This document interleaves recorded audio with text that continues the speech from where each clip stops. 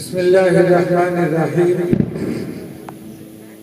الحمد لله وكفى والسلام على عباده الذين اصطفى. أما بعد أعوذ بالله من الشيطان الرجيم.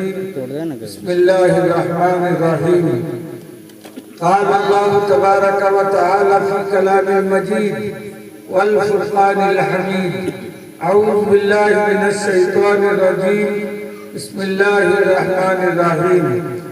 قل إن الموت الذي تفرون منه فإنه ملاقيكم إلى آخر الآيات. صدق الله العظيم. وقال في موضع آخر بسم الله الرحمن الرحيم.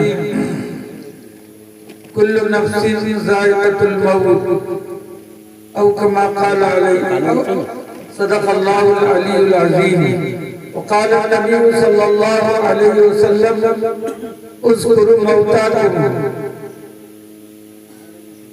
او كما قال علیہ السلام. حضرات علماء کرام،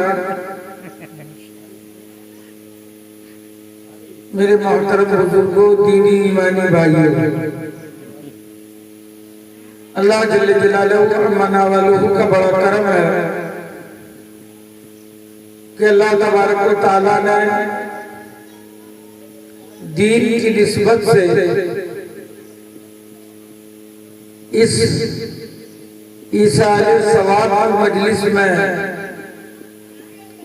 بیٹھنے کی مجھے بھی آپ کو بھی توفیق عطا فرمائی. اللہ تبارک و تعالیٰ سے دعا ہے کہ اللہ تبارک و تعالیٰ کہنے سے زیادہ، سننے سے زیادہ عمل کی توفیق عطا فرمائی. وقت بہت کم ہے. مجھ سے پہلے ہندوستان کے بہت ہی مقبول، بہت ہی مشہور، بہت ہی مایناز خطیب کا خطاب آپ حضرات نے سماعت فرمایا. پھر اخیر میں ہندوستان کے مشہور خطیب وہ تشریف لانے والے ہیں. محترم بزرگوں، دوستوں، یہ اچھی بات ہے کہ والدین اگر ہونہار اولاد پیدا کریں گے، صالح پیدا کریں گے، نیک اولاد پیدا کریں گے، تو وہ ان والدین کے حق میں صدقہ جاریہ کا حق ادا کرتے ہیں. اور آج کے زمانے میں، آج کے دور میں اولادوں کا جو حال ہے وہ ہر شخص جانتا ہے. بہت کم فرمانبردار ہونہار اولاد کسی کے مقدر میں نصیب ہوتے ہیں. لیکن میں مرحومہ مغفورہ ماہ جبیب اللہ کے قبر کو نور منور سے بھر دے کہ انہوں نے اپنی والدہ کی وصیت آج جلسے کی شکل میں پورا کر رہے ہیں. موت آئے گی، موت سے کسی کو انکار نہیں. آج نہیں تو کل، کل نہیں تو پرسوں موت کا آنا یقینی ہے. لیکن کامیاب ہے وہ انسان، کامیاب ہے وہ مومن، کامیاب ہے وہ مسلمان جو موت سے پہلے موت کی تیاری کرے. تب مرنے میں مزہ ہے، قبر میں مزہ ہے، سوال و جواب میں مزہ ہے، اور حشر کے میدان میں مزہ ہے. اور ایسی موت جس موت کی فرشتے مرنے والے کی استقبال کے لیے جنت کے دروازے میں منتظر کھڑے رہتے ہیں. ایسی موت کا استقبال کیا جاتا ہے اور ان کو خوشخبری سنایا جاتا ہے. فَادْخُلِي فِي عِبَادِي وَادْخُلِي جَنَّتِي. ارے تیرا نیکی اور تیرا عمل ایسا ہے, تیرا کارنامہ ایسا ہے, زمین میں رہنے والے, گھر میں رہنے والے, پڑوس میں رہنے والے, رشتہ دار, اعزا اقارب سب تیرے کردار سے, تیرے عمل سے, تیرے کرتوت سے, تیرے اخلاق سے اتنا خوش ہے, اتنا خوش ہے. ان کے خوش ہونے کی وجہ سے مالک کائنات ہم سے خوش ہے. آج ہم تیرے استقبال کے لیے جنت کے دروازے میں انتظار کر رہے ہیں. فَادْخُلِي فِي عِبَادِي وَادْخُلِي جَنَّتِي. حضرت رابعہ بصری رحمۃ اللہ علیہ کا جب انتقال ہوا, انتقال کے بعد دوستوں بزرگوں جب قبر میں آپ دفن کیا گیا, فرشتے سوال کرنے کے لیے آئے. جو نظام قدرت ہے, جو اللہ کا نظام ہے, تو انہوں نے پہلا سوال کیا کہ من ربک. تو انہوں نے کیا جواب دیا؟ انہوں نے کیا جواب دیا؟ رابعہ بصری کے حالات آپ علماء کرام سے سنتے رہتے ہیں اور خطیب ائمہ مساجد سے سنتے ہیں کہ اللہ تعالیٰ نے ان کے عمل کو, ان کی اداؤں کو, ان کی نیکیوں کو اتنا پسند کیا. جب قبر میں ان سے سوال وکیلیں نہ کرتے ہیں من ربک کا, تو وہ ان سے سوال کرتی ہے کہ تم کہاں سے آ رہے ہیں. انہوں نے کہا کہ ہم آسمان سے آ رہے ہیں. تم آسمان اور زمین میں کتنا لمبا مسافت ہے, کتنی دوری ہے, کتنا فاصلہ ہے, کتنا کلومیٹر ہے. تو انہوں نے بتایا کہ لمبی مسافت ہے کہ ہم آسمان سے زمین میں آ رہے ہیں. کہا کہ زمین میں اور آسمان میں اتنی مسافت ہے, اتنی دوری ہے کہ جب وہاں سے آئے, جب ہمارے رب کو, خدا کو, معبود کو نہیں بھولے, تو میں ابھی زمین سے یہاں قریب نہ آ رہی ہوں, تو میں میرے رب کو کیسے بھول جاؤں. جواب ملتا ہے کہ فرشتوں اب ان سے کیا سوال کرو گے, ان سے کیا امتحان ہوگے. فَادْخُلِي فِي عِبَادِي. ان کی عبادت ایسی, ان کا عمل ایسا, ان کی نیکیاں ایسی. فَادْخُلِي فِي عِبَادِي وَادْخُلِي جَنَّتِي. جنت کے دروازہ کو کھول دو, جس دروازے سے رابعہ بصری جانا چاہیں ان کو اجازت ہے.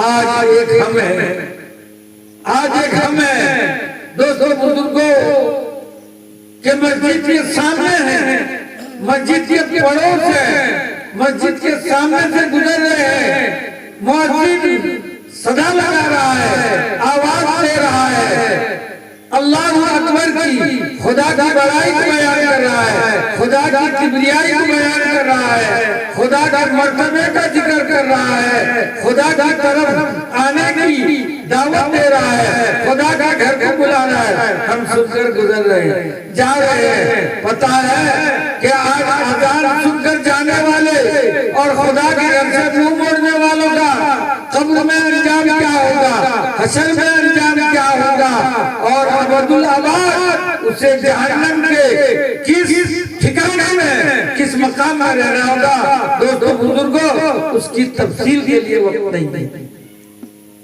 حضرت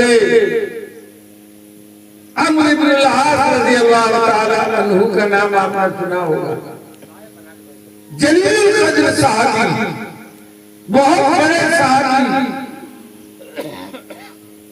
کوئی جنگ, کوئی میدان نے کاغذ ایسا نہیں جہاں سیدنا حضرت عمرو بن العاص رضی اللہ تعالیٰ عنہ نے اپنے تلوار سے، اپنے اسلحہ سے میدان کارساز میں دشمن کو گاجر مولی کی طرح نہ کاٹا ہو، مقابلہ نہ کیا ہو، لیکن جب آخری وقت آتا ہے، بستر مرگ میں پڑ جاتے ہیں، جاگنی کے عالم میں گر جاتے ہیں، موت قریب ہے، اب ساری دنیا کا علاج ہو چکا ہے، لیکن انہیں یقین ہو گیا کہ موت کے علاوہ کوئی کار نہیں۔ ان کے ساتھ جو ان کے اندر میں کام کرتے تھے، فوجی جنرل تھے اور جتنے بھی ان کے اندر میں کام کیے، کہا کہ سب کچھ جلدی بلاؤ، وقت زیادہ نہیں ہے، میں دنیا سے رخصت ہونے والا ہوں۔ ان کے لڑکوں نے سب کو بلایا، سب کو جمع کیا، سب آئے اور کہا کہ تم مجھے جانتے ہو؟ سب نے کہا جانتے ہیں، آپ ہمارے چیف کمانڈر ہوا کرتے تھے، میدان کارساز کے علمبردار ہوتے تھے، آپ کے حکم کے ہم منتظر رہتے تھے، آپ بھول جائیں؟ قیامت تک آنے والی نسل آپ بول نہیں سکتی، تاریخ کبھی آپ کو فراموش نہیں کر سکتی۔ کہا میں ایک بات آپ سے کہنا چاہتا ہوں کہ تم نے میدان جنگ میں میری ہر بات مانا ہے اور میری ہر بات مان کر کام مکمل کیا ہے، دشمن کو پیچھے دھکیل دیا ہے۔ میں آج یہ کہتا ہوں کہ تم مجھے موت سے بچا لو، اگر کوئی تدبیر ہے، اگر کوئی جرم ہمارے پاس ہے، بچاؤ۔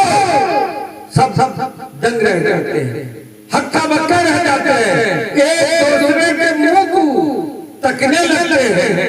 تو انہوں نے کہا بس یہی نظام قدرت ہے کہ ہر چیز تم لا دے سکتے ہو، مان سکتے ہو، کر سکتے ہو، لیکن موت سے کوئی نہیں بچا سکتا۔ صرف خدا کی ذات ہے جو زندگی اور موت کا مالک ہے، خدا ہی کر سکتا ہے۔ بیٹوں نے کہا کہ حضرت کچھ آخری وقت میں موت کی کیفیت بیان کر دیجئے۔ کہا کہ موت کی کیفیت کیا بیان کروں؟ اگر وہ پہاڑ کو میرے سینے میں، میرے چھاتی کو رکھ دیں اور ساری دنیا کے دھاگا کو اور سوئی کو میرے جسم میں چبونے بیٹھے سارے لوگ، تب بھی یہ موت کی، یہ سکرات کی، یہ نزا کی جو تکلیف ہے، اور پہاڑ کو اگر سینے میں رکھ دیا جائے تو وہ تکلیف اس کے سامنے کچھ نہیں ہے۔ اس لیے اللہ کے رسول سکرات اور نزا کی تکلیف سے پناہ مانگتے تھے، پناہ مانگتے تھے۔ آپ خود نزا کا عالم میں ہے، سکرات میں آپ ہیں، نبیوں کے نبی ہیں، نبیوں کے تاجدار ہیں، امت کے غمگسار ہیں۔ جنت آپ کے صدقے میں اللہ نے بنایا، کائنات کو اللہ نے آپ کے صدقے میں بنایا، مخلوقات کو اللہ نے آپ کے صدقے میں بنایا۔ اگر آپ نہ ہوتے، نہ ہم ہوتے، نہ کائنات وجود میں آتا، نہ کائنات کا ذرہ ذرہ پیدا ہوتا۔ لیکن دوستو بزرگوں، جب سکرات کا وقت اور نزا کے وقت میں آپ ہیں، ملک الموت اجازت دینا آئے ہیں کہ اللہ کے نبی سے اللہ نے یہ کہہ کر بھیجا ہے کہ اگر آپ دنیا میں کچھ دن اور رہنا چاہتے ہیں، دنیا میں زندگی گزارنا چاہتے ہیں، تو آپ کی عمر میں اضافہ کر دیا جائے گا، آپ کو اور وقت دے دیا جائے گا۔ لیکن آپ نے فرمایا کہ نہیں، میری تمنا ہے، میری خواہش ہے، میری آرزو ہے کہ میں جلد اپنے محبوب حقیقی سے ملنے کا مستعد کا کام شروع کر دیں۔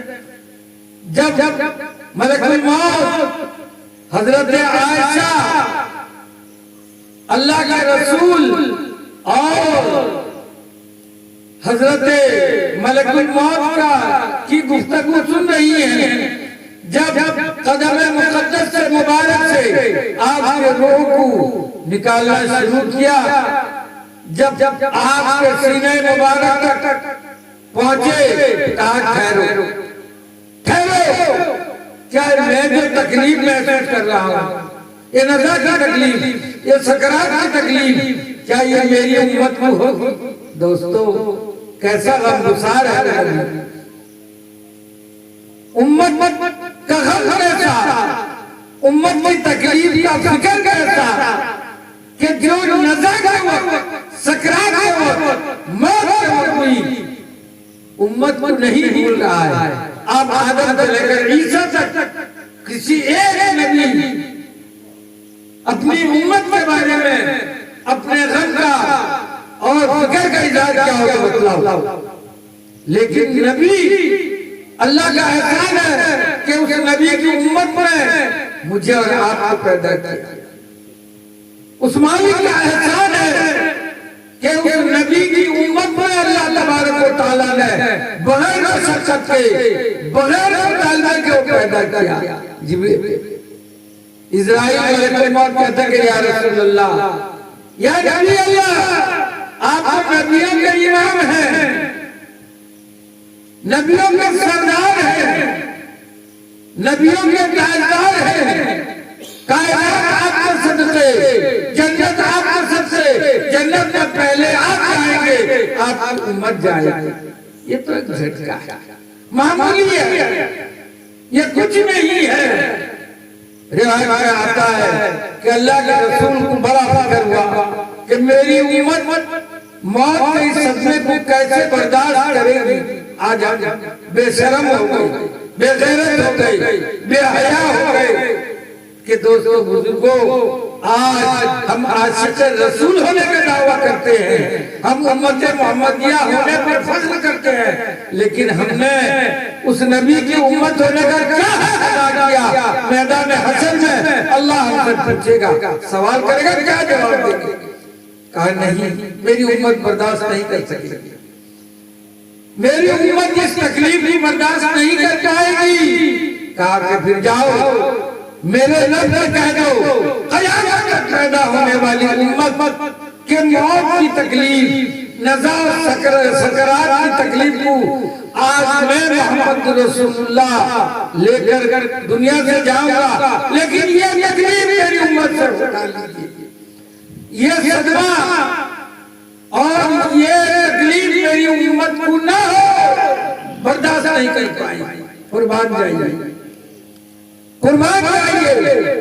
اسرائیل کا کیا مجاز، حکم کر رہے ہیں اللہ کا لاڈلے نبی، نبیوں کا امام، اور ملک الموت فوراً جاتے ہیں اور کہتے ہیں کہ یا اللہ آپ ساری باتیں اپنے لاڈلے حبیب کی سن چکے ہیں، کہا جاؤ کہہ دو کہ آخری وقت میں بھی میں اپنے لاڈلے حبیب کی بات کو رد نہیں کروں گا، جا کر یہ خوشخبری سنا دو کہ میں موت، نزا اور سکرات کی جو تکلیف ہے آدھا اٹھا دیتا ہوں، ختم کر دیتا ہوں، 3 حصے میں اٹھا لیتا ہوں، 1 حصہ رہے گا، اگر 1 حصہ بھی اٹھا لوں گا تو موت کو کبھی یاد نہیں کریں گے، موت کو بھول جائیں گے، موت کی سرخاب کا نام ہے اسے بھول جائیں گے۔ دوستو بزرگوں، آج لاڈلے نبی کا احسان ہے کہ اس وقت بھی اگر نزا و سکرات کی تکلیف کو اللہ کے سامنے پیش نہ کرتے، امت کے غم اور امت کو اس وقت یاد نہیں کرتے، کیا حال ہو۔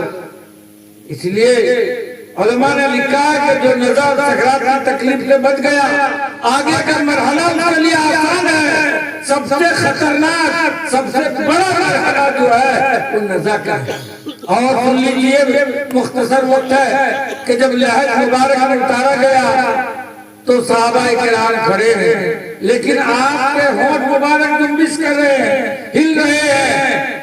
اسلام کا درویش جس کو ٹائٹل رسول اللہ صلی اللہ علیہ وسلم نے دیا تھا، سیدنا حضرت ابو ذر غفاری رضی اللہ تعالیٰ عنہ، کہتے ہیں کہ ہمارے آقا زندہ ہیں، ہمارا نبی زندہ ہے، ہمارے رسول زندہ ہیں، اس لیے ہم تو آج بھی ہمارا عقیدہ ہے صحیح عقیدہ ہمارا یہ ہے کہ ہمارے نبی روضہ مقدس میں زندہ ہے، قیامت تک زندہ رہیں گے، اور جو آپ کے مواجہ شریف میں جا کر سلام پیش کرتا ہے اس کے سلام کا جواب دیتے ہیں، اس کی باتوں کو سنتے ہیں۔ کان لگا کر سنا تو آواز آ رہی تھی، اللہم اغفر یا امتی، اللہم اغفر امتی، اے اللہ میری امت کی مغفرت کر۔ کون کہے گا؟ کون کہے گا؟ ارے بے شرم بن کر قبر میں جائیں گے، بے حیا بن کر حشر کے میدان میں اٹھیں گے کہ ہم رسول اللہ کے سامنے ہم کیا جواب دیں گے کہ ہم امتی ہونے کا کیا حق ادا کیا؟ نہ ہم سے نماز پڑھی جاتی، نہ اللہ کے راستے میں ہم نکلنے کا کبھی خیال کرتے، نہ اللہ والوں کی مجلس میں بیٹھنے کا کبھی سوچتے۔ آج تو حال یہ ہے کہ آج ہماری مساجد، ہمارے مدارس، ہمارے مزارات، ہماری قبر شریف، ہمارے خانقاہ اور تمام چیزوں کو دوستوں بزرگوں لینے کا ناپاک منصوبہ یہ کالے انگریزوں نے بنا دیا، اور کل رات کے 3 بجے وہ بل پیسے سے، اور آج اگر ایوان بالا میں پیش ہو گیا تو ہم کدھر سے نہیں رہیں گے؟ مسلمان تھے۔ اور دوستوں بزرگوں، یہ جامعات مسلمانوں کا خیر خواہ کہلانے والے ہم مسلمان کے ساتھ ہیں۔ جب الیکشن کا زمانہ آیا 25 برس ہم جس کو سپورٹ کیے وہ ابھی بھی وہ اقوام کر رہا ہے، حاضر نہیں ہو رہا ہے۔ دوستوں بزرگوں، ایمانداری سے بتاؤ وہ مسلمانوں کا خیر خواہ ہے یا مسلمانوں کا بدخواہ؟ تفصیلی بات نہیں کہوں گا، سوچو انجام آنے والے دنوں میں کیا ہونے والا ہے۔ بہرحال وقت ہو گیا ہے جماعت کا۔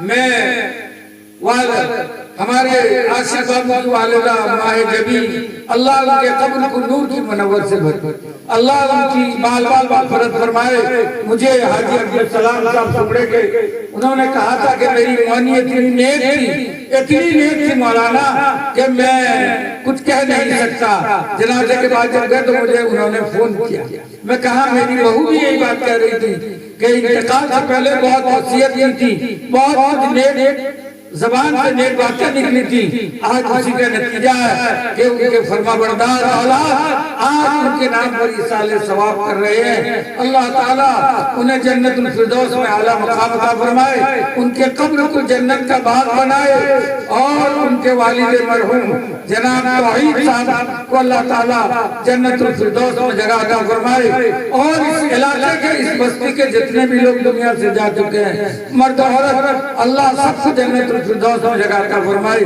مجھے بڑی خوشی ہوئی ہمارے حضرت مولانا کلیم الدین صاحب کے خسر کو دیکھ کر، زمانے دراز کے بعد کٹک سے ملاقات ہوتی تھی۔